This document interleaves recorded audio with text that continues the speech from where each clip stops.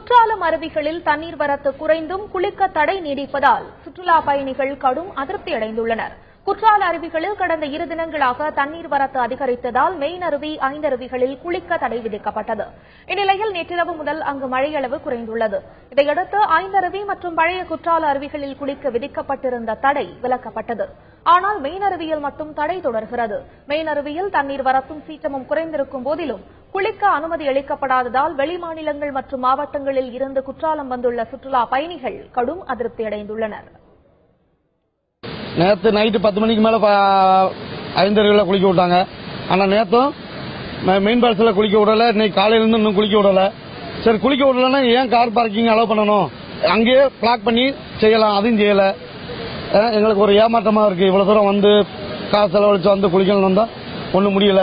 தண்ணி கம்மியாக தான் வருது. ஆனாலும் குளிக்க விடலாம், போலீஸ் ப்ரொடெக்ஷன் போட்டுட்டு குளிக்க விட முடியாங்க.